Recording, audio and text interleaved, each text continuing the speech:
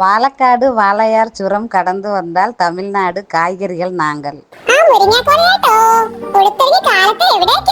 എന്റെ മത്തങ്ങമായി, ഇവിടെ ആലുവ ബോയ്സ് സ്കൂളില് ഒരു ഓണസദ്യ ഉണ്ട്. പിള്ളേര് വിളിച്ചിട്ട് പോവാണ്. എന്റെ പൊന്നു ചേട്ടാ, അബദ്ധം ഒന്നും കാണിക്കല്ലേ. എന്ത് പറ്റിയാളിയാ? എന്റെ ചേട്ടാ, കഴിഞ്ഞ വർഷം ഓണസദ്യ എന്ന് പറഞ്ഞ് ഞാനും ബീറ്റ്റൂട്ട് നാത്തൂനും കാന്താരി ചേച്ചിയും കൂട്ടരും കൂടി ബോയ്സ് സ്കൂളിൽ ഓണസദ്യക്ക് പോയതല്ലേ.